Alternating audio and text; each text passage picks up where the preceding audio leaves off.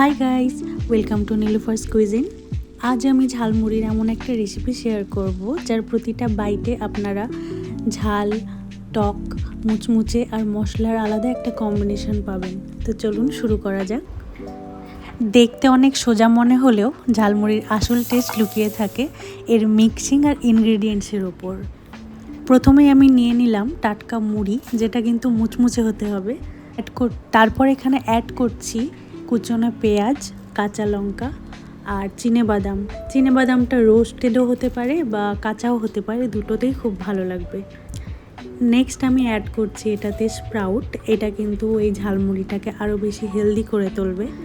এর পরের উপকরণটি হলো সেদ্ধ করা কিছুটা আলুর কিউব, যেটা কলকাতা ঝালমুড়ির জন্য অনেক বেশি ইম্পর্টেন্ট। এরপরেতে অ্যাড করতে হবে চানাচুর আর ভুজিয়া, বা যেটাকে সেউ চানাও বলা হয়।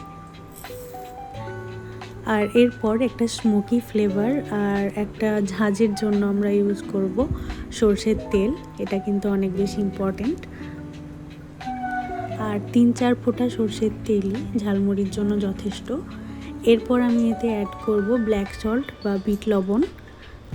এবার ঝালমুড়িতে এক্সট্রা ফ্লেভারের জন্য এতে অ্যাড করতে হবে 1 চা চামচ চাট মশলা, আর একটুখানি ঝাল আর টেস্ট বাড়ানোর জন্য অ্যাড করব একটুখানি লাল লঙ্কা গুঁড়ো। এরপর এটাকে খুব ভালোভাবে মিক্স করে নিতে হবে।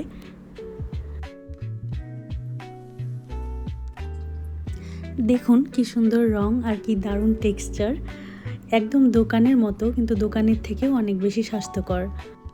আমার এই রেসিপিটি যদি আপনাদের ভালো লেগে থাকে তাহলে অবশ্যই লাইক করে দেবেন, আর নীলুফার্স কুইজিনকে সাবস্ক্রাইব করতে ভুলবেন না। আপনার পরিবার ও বন্ধুদের সঙ্গেও শেয়ার করবেন। দেখা হচ্ছে পরের একটি ভিডিওতে।